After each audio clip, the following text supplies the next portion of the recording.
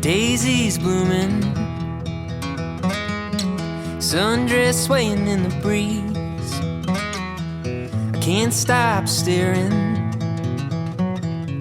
You've put a spell on me, and I hope that you never decide to set me free.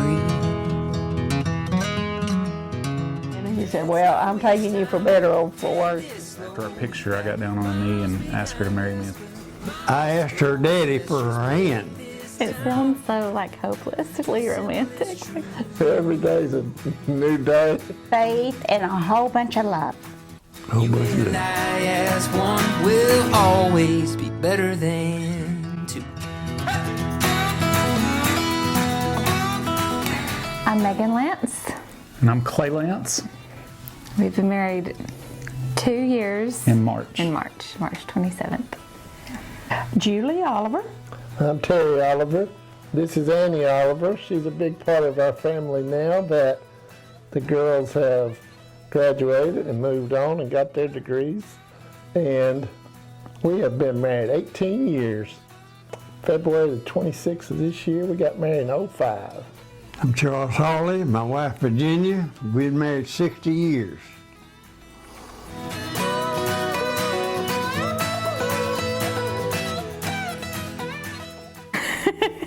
It's a fun story, I think. Yeah. Maybe it's just because it's Oh, yeah. mine. But we knew each other. We both rope, and we knew each other from the rope and rodeo world. But we didn't know each other. We had never actually met. We were just like friends on social media. And then a friend of ours, a mutual friend of ours, one of your fraternity brothers, and a girl that I went to church with, they were married and they wanted us to meet so bad.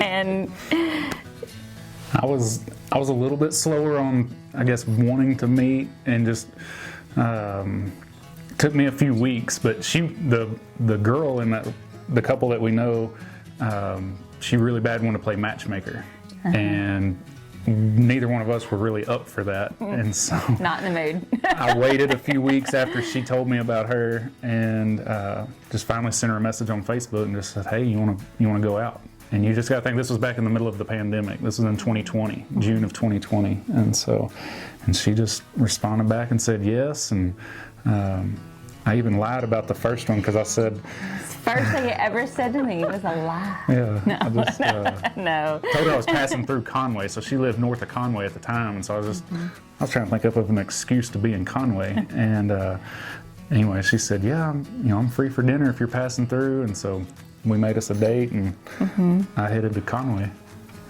Our first, we went to, I was on a special diet whenever he asked me out, and I was like 12 days into this 30-day like really hard challenge thing, and I was not gonna blow it, especially for some guy that I didn't even know. And so whenever he asked where I wanted to eat, I picked like the nicest place in Conway because I wanted a steak and vegetables, like I wanted like really lean whole foods.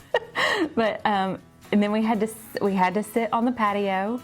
We had to wear a mask to like go in, and I think that was really like the first time either one of us had been to a restaurant at that point, so we really didn't know what to expect. But then because we wanted to still continue talking, we were hitting it off, and we wanted to continue talking, but we didn't have anywhere to go. Like there was no coffee shop, there was no like nowhere to just go sit together and continue to enjoy each other's company. So we were looking high and low for an open coffee shop, but Nowhere to be found, but Megan said, I've got a coffee maker at home, and so we went back and sat on her front porch. She had a really nice porch swing that overlooked the sunset, and we just drank coffee and visited for quite a while that night. it sounds so like hopelessly romantic, like over the sunset. But It was good. it's true. My friend, Miss Billy, that works for me in the office, her husband Willard hung out at the Oliver's One Stop, Terry owned for 27 years. And the men would drink coffee down there. He'd come in the office and he'd say, Terry asked about you. Or Terry wanted to know what you did, or Terry this or that. And next time he'd say, Terry asked about you. And I said, well, Terry wants to know so much about me, he needs to come ask me himself. So time went on, and my little cousin was practice coaching in Emerson, and her team was playing at Emmett. So she asked me if we wanted to go, and so I called Terry and asked him if he wanted to go watch Stacy's team play at Emmett, and she worked for Terry in the store. And he said, well, let me ask the girls what their plans are, because Tricia was a cheerleader and Tessa was doing stuff. But about 15 or 20 minutes later, he called me and he said, sure, we'll go. Tricia's got something to do, but me and Tessa will go. So the next day we went, that was on a Thursday. It was Halloween. Our first night was Tricia had something Halloween. planned. And so we went to Emmett to the basketball game, and when I let him out that night, he said, do you want to go to Ashdown tomorrow night? Prescott's playing football. And I said, well, sure. So me and my best friend and his sister-in-law and the girls and probably some extra cheerleaders went to Ashdown to watch Prescott. We filled the van up. We always filled the van up. Went to watch the football game, and so the next day I was mowing in the neighborhood close to his house, and he stopped by and said, what you doing? And I said, I'm just mowing. And he said, you want to go out to eat tonight? He said, I've got to buy groceries. I don't have any groceries in the house. And he said, I got to get back early because I sat with my dad. I said, sure. So we went to Bluff City. They had a little seafood place there, believe it or not. And we ate supper there and went on to Kroger's in Camden. Well, he bought his groceries, and we'd come home, and the next day I asked him, do you want to go to church? And he came with me to church. So that was... Well, the funny thing about the grocery store experience, we were going up and down the aisles, and when we got to the cereal aisle, I didn't think nothing about it. I said, what kind of cereal you like? Well, the next week, her friends were saying, did you ask Julie what kind of cereal she liked? Yeah, he said... So I still hadn't caught on, and Julie was thinking, I was saying, what kind of cereal? I'm not going to be eating breakfast at your house in any morning, so don't be asking me what kind of cereal I want. But that was, all my friends always laughed. He asked you what kind of cereal you wanted. I said, yeah, but I'm not going to be eating breakfast over there, so. I meant to say, what was your favorite? Yeah, well, anyway, that was our first couple days of dating. So we've been dating, I guess, going out every night since. So 18 years we've been doing the same things. Well, the first time I saw her, she was about probably 12 years old. She was driving a pair of mules pulling a harrow. And she don't remember it because she, at that time, she didn't have nothing to do with me. She didn't even know I was around, but I remember it was yesterday. And that's the first time I seen her. And then later on, when she got 13, well, we started dating. And, I guess when she was 15, I asked her daddy for her hand. And he said I'd have to get my military over with first. So I joined the National Guard. Went on 6 months active duty. And after I got back, well, we seen he wasn't going to consent, so we decided we would slip off and get married.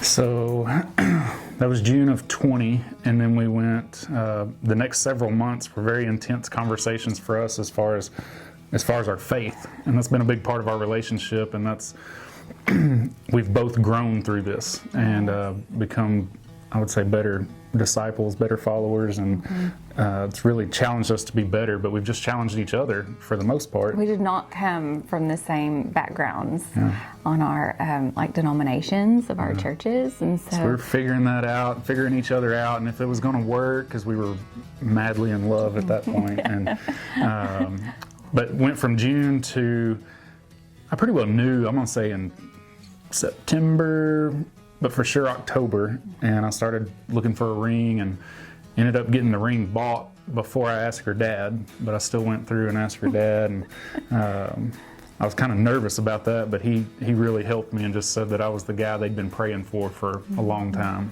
and so that eased my mind and made it much easier.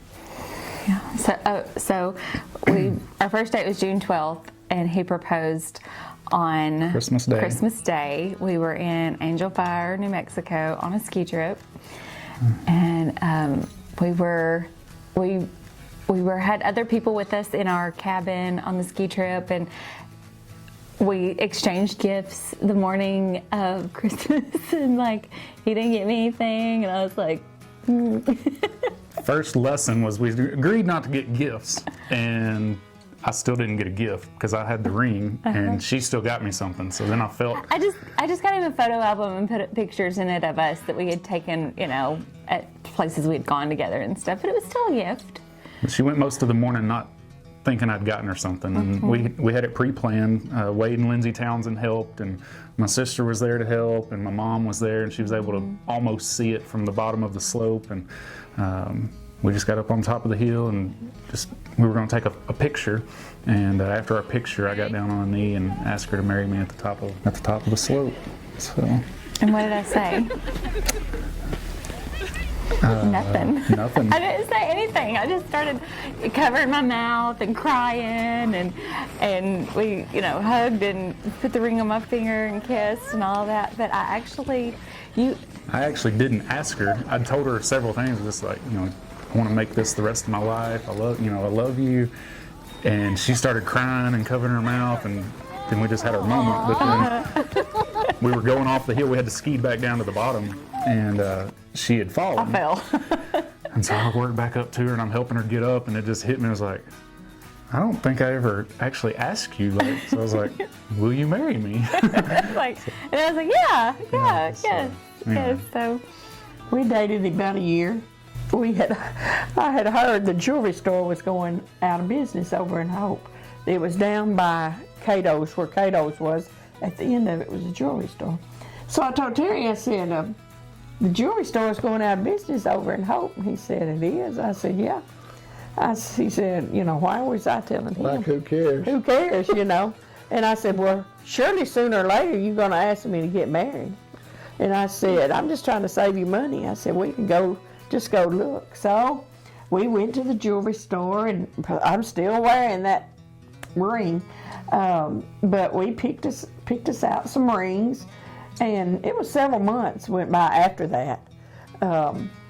One night, it was our year anniversary, and we was at his house, and it was probably, I was getting ready to go home. It was 10 o'clock. 10 o'clock, and he asked me, did you want to get married? Or will you marry me, or whatever was proper to say. And I said, well, sure. So I didn't say what took you so long or anything. I just said for sure. I said, sure.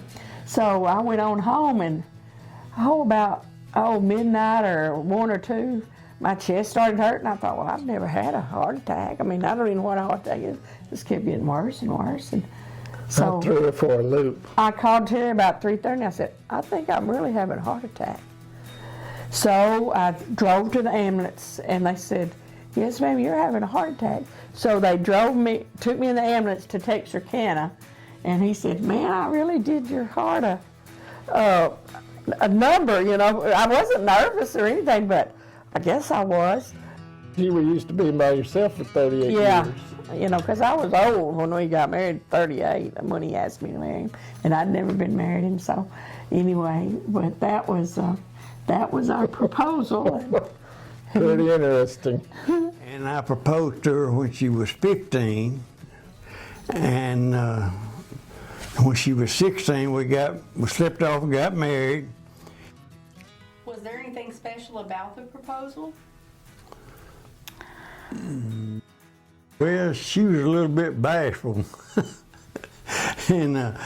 but yeah, it was special. To me, it was, and Of course, I hated it because Mr. Rosenbaum wouldn't let us get married unless I got my military done. But while I was in Fort Chaffee, my mom and stepdad brought her up to Fort Chaffee to see me. We went out and ate and just had a real good time. So, like, we're both mid-30s, and you know, we just knew we were. I mean, once we decided we were going to get married, neither one of us could see waiting very long or having a really long, drawn-out engagement, and so we just started looking to see what the earliest we could get something planned by, and it ended up being around late March, and we avoided spring break week for the most part and got it scheduled on March the 27th. And part of it was we couldn't find a place. We kind of were looking around. You know, it was still, I guess, somewhat pandemic type stuff, so it was a little harder to find a venue.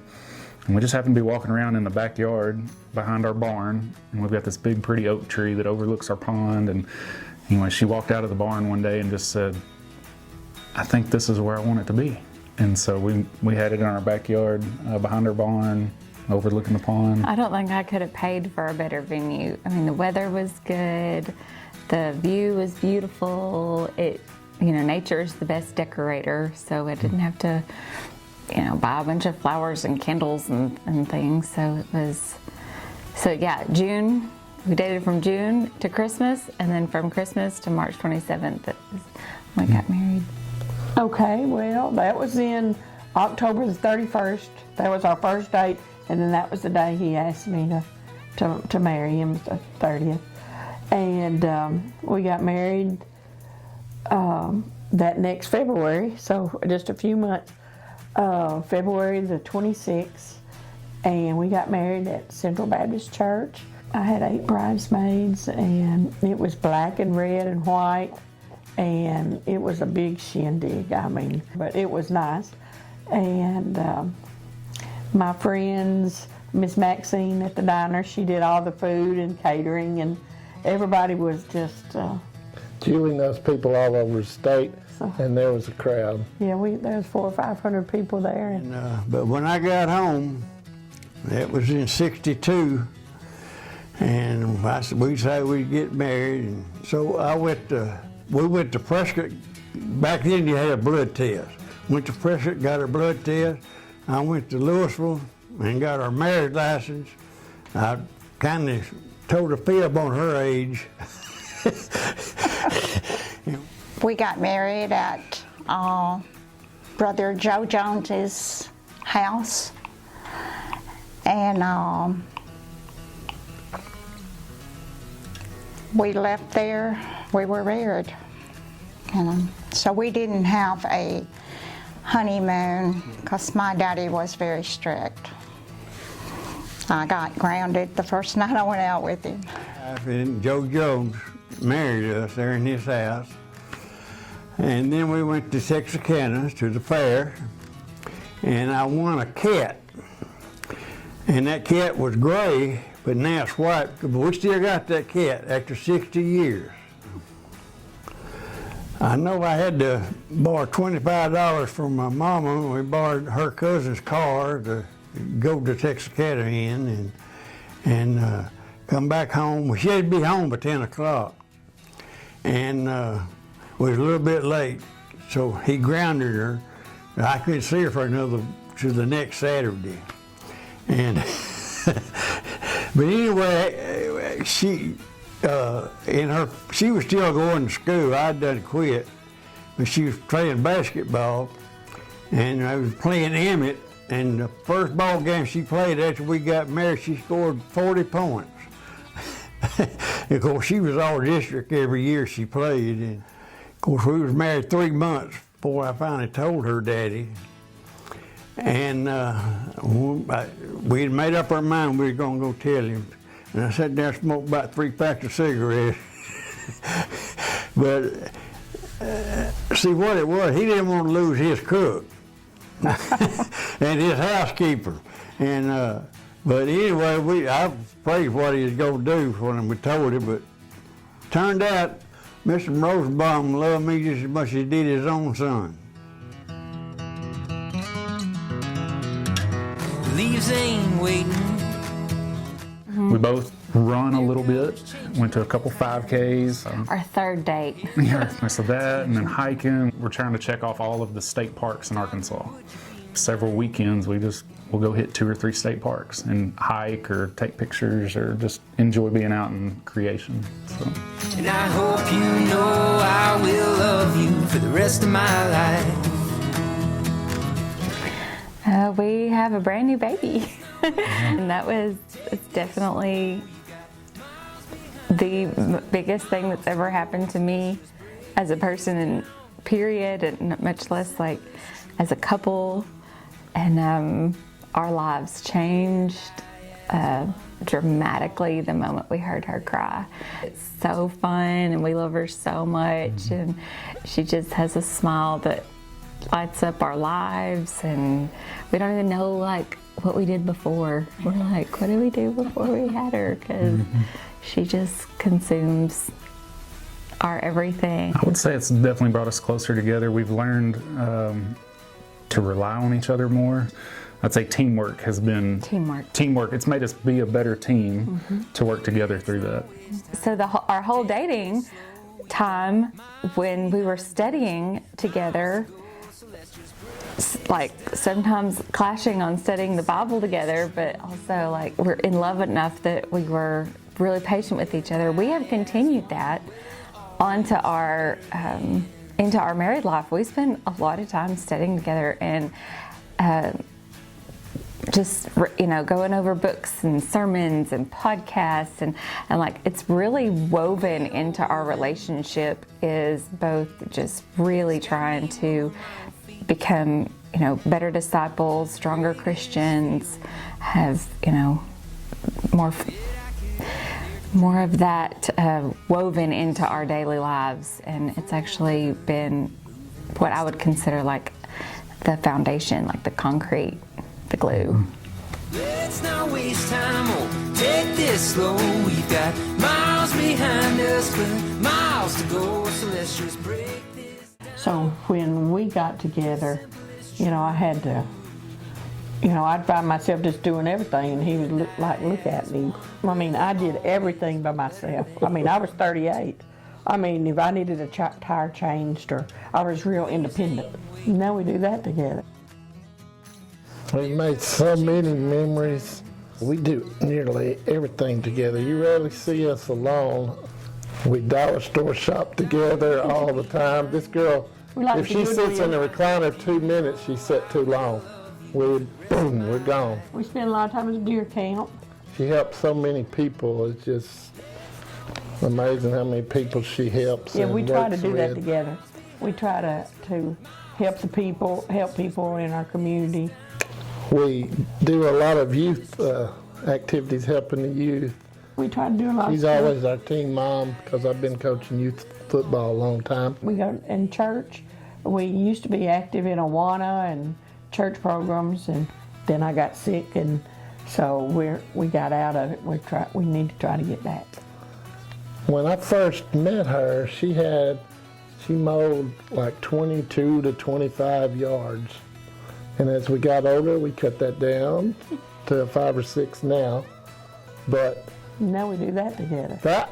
from March to October, we were always together, because she would work me to death on the weed eater while she rode, and I just had a good time. She enjoys mowing on that mower, just waving at everybody.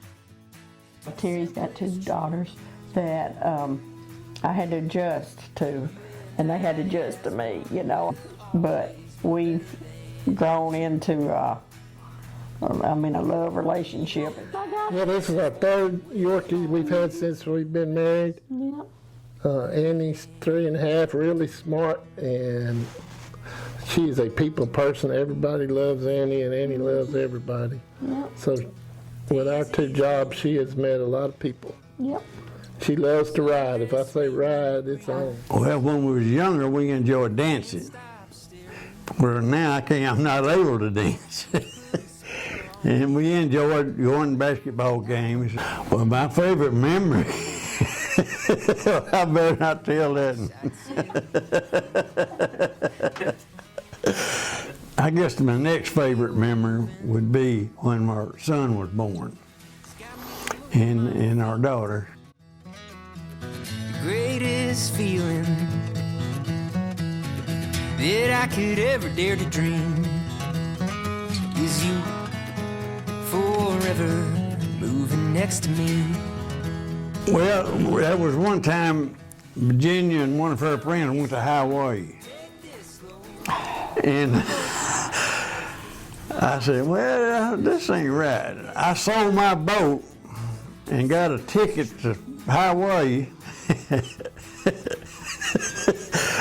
And when I got there, I found out I knew what hotel they was at, and so I went up and asked that guy what room she was in, and he didn't want to tell me.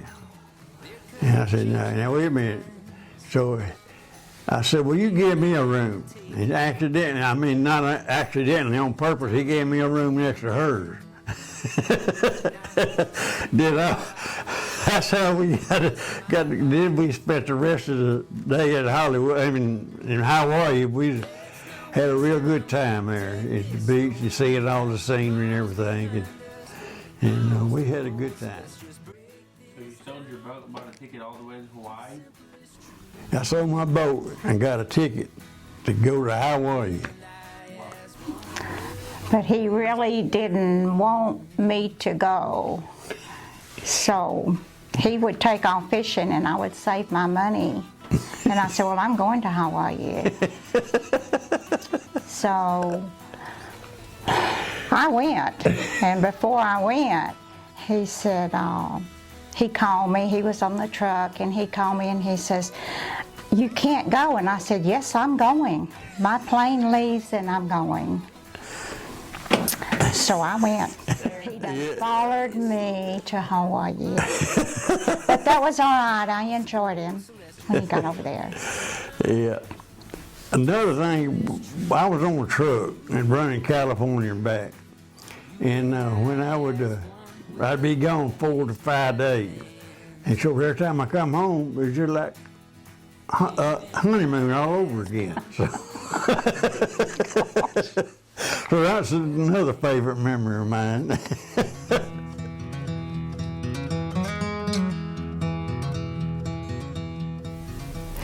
My favorite qualities about Clay, you're like, he is dependable. I tell my daughter, even though I know she doesn't understand it yet, but I tell her every day, you can always depend on your daddy. And I don't think that there's a lot of women or a lot of daughters out there that can honestly say that they can always depend on their daddy. He's dependable. I guess like the man of his word, like that is also a dependable thing, but like if he says he'll be there, he'll be there. If he says he'll help, he'll help. I mean, sometimes it's to a fault because I'm like, it's 5:30 and we would need to go home, and he's like, well, I said I would be at this meeting, so it's time to put the baby to sleep. So sometimes, but at the end of the day, I'm like, he's just being a man of his word, and his strength is my weakness as far as he keeps our finances and our future secure with his Dave Ramsey budgeting. And at the end of the day, when I go to sleep at night, I know that like our future is taken care of, our home is taken care of, our child is taken care of, and his commitment to being a disciple is definitely something that I admire, and it's inspiring because sometimes I'm busy running around the house, or I'm on my phone doing something mindless, and I look over and 9 times out of 10 he is reading his Bible or studying his Sunday school lesson, I just think that also is one of the fruits of that is being dependable and being responsible and being a good steward of the things that he's been blessed with, and just like that whole package right there is he can't sing, he can't dance. She said the positive. The things I used to think that I used to hold high on my bar of like what a guy should be able to do before I was just going to be attracted to him. He can't do any of those things, but he does all the other things better, and they're the most important things. Okay. I would say my favorite qualities about Megan are that she's very real and open and honest, and she challenges me to think deeper. I don't think very deep. I don't, you can ask me how I'm doing, I'll say good. But she's always got good questions to make me think a little bit deeper or expound on that a little bit more. And so I love that she's challenged me to think more. Also on the money, the flip side of the money is that I can be cheap or I can be really disciplined to a budget, and she helps us have a lot more fun. And so she's always, and keeping me in balance on that, not getting too far to one side of just really pinching pennies, but being more, she challenges us to be more generous. She's got people that she wants to give money to, or ministries that she wants to give money to, and that's been helpful for me to be able to do that with an open hand. Christmas time, she's so thoughtful with giving gifts, and not to me necessarily. I mean, she does, but to others, so many others. She's just very thoughtful of gift giving, and I appreciate that a lot. And being a mom has been a whole nother quality of she always took care of me really well, cooking and just keeping our house in order.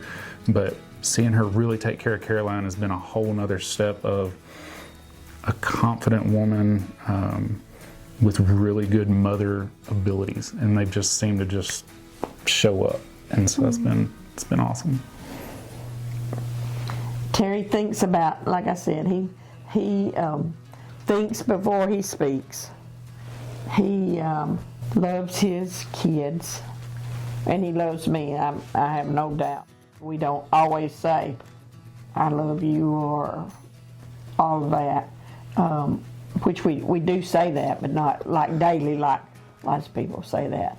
Don't we? When we say it, we mean it, don't we? Yeah, I guess when I said I loved you when we got married, and if it changes, I'll tell you, So, but I do tell him that I love him, but I don't have any Pretty regular. doubt that he loves and would do anything for me and the kids, and for the city of Prescott.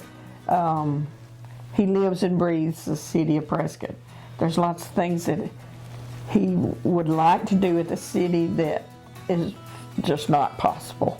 Yeah, I admire that, and I just wish sometimes the citizens could hear and see what I hear at home, that he wishes was different. Well, Terry has put up with a lot about the kidneys. When we got married,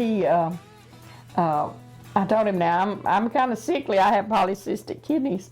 And he said, well, I'm taking you for better or for worse, So, but since then, my kidneys work about 8%, and I've been on the transplant list at UAMS, and do dialysis every night. So, I mean, that's true love. If you'll put up with a machine laying by your bed that's making a noise all night long, but he keeps putting up with it. Julie is so unique. Oh. Every day with this one, every day is a new day, a new world. It's just something every day. I mean, you're not going to get bored if you're married to this lady. She is very, I'd say unique is the word. Very unique. I don't think there's nobody exactly like her for sure. And she has known so many people around the state of Arkansas. She was involved in the County Clerk Association big time. And she's went to church when she was young around the area, different towns, and she just knows people. And she's kept up with them all these years. And she helps so many elderly people and knows so many people, it just blows your mind. So it's really a unique situation. I'm glad to be in it, because every day is, what is she going to do today? Yeah. She retired last of the end of the year. She retired.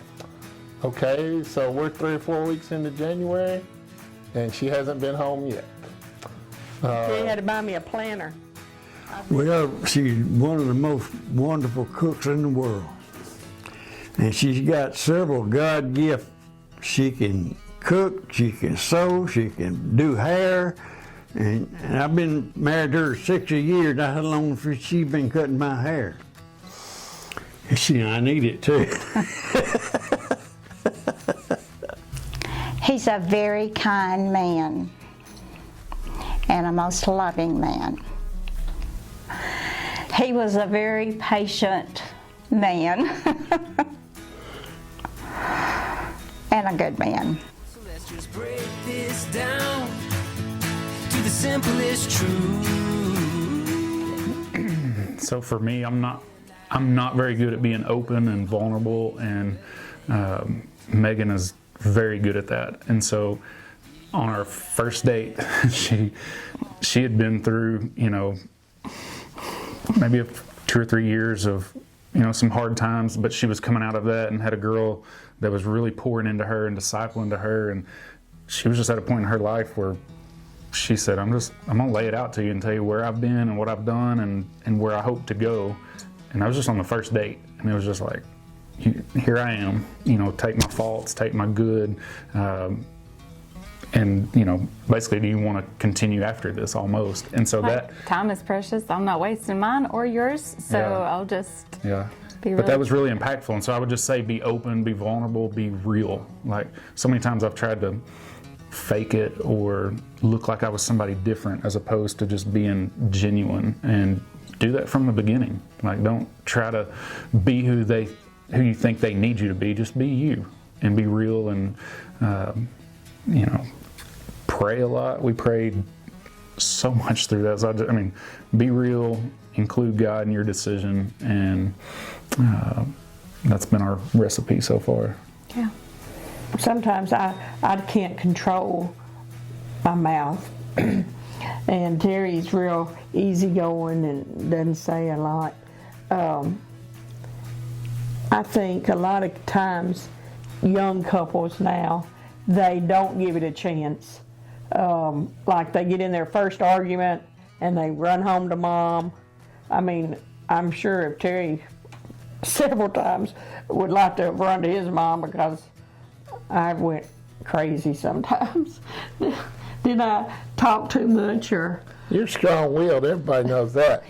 I was strong-willed, but I don't mean it. I didn't mean anything by it. But when you get married, you marry and you're in love, and you just got to keep that in love.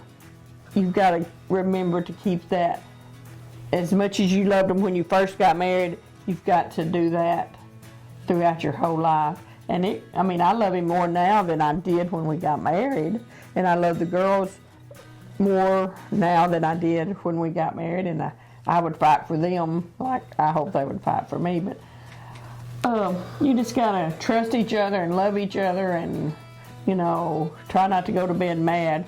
I know he's probably done that a couple times when you go to sleep, but just let each other know that they're loved. She's so strong. She's such a strong lady.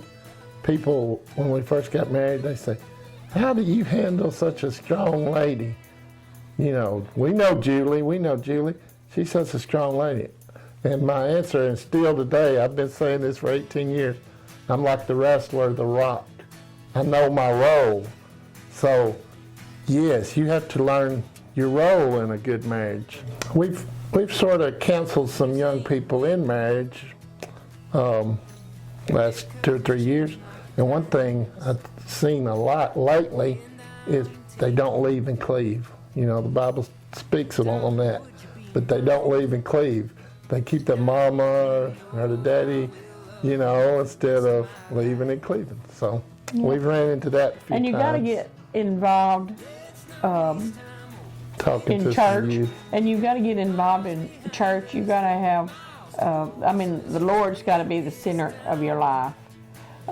We try our best to put Him at the top. Sometimes we fail, but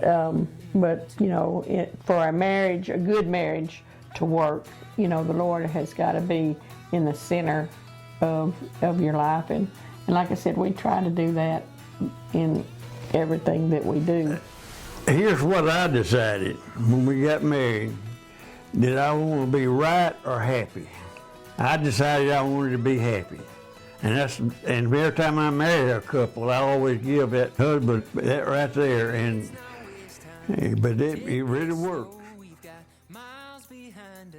And mine, you have to have a lot of hope. You have to have faith and a whole bunch of love. A whole bunch of love. You and I as one will always be better than two. Yeah, you and I as one will always be better than two.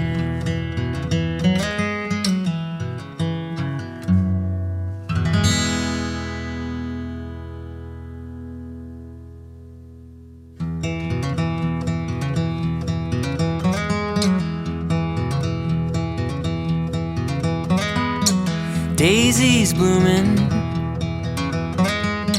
sundress swaying in the breeze. I can't stop staring. You've put a spell on me, and I hope that you never decide to set me free. The way you're moving, it's got me moving my own feet. The greatest feeling that I could ever dare to dream is you forever moving next to me. Let's not waste time, oh, take this slow. We've got miles behind us, but miles to go. So let's just break this down to the simplest truth. You and I as one will always be better than two. The leaves ain't waiting, their colors changing like the times. And I'm taking, darling, would you be mine? And I hope you know I will love you for the rest of my life. Let's not waste time, oh, take this slow. You got miles behind us, but miles to go. So let's just break this down to the simplest truth. You and I as one will always be better than two.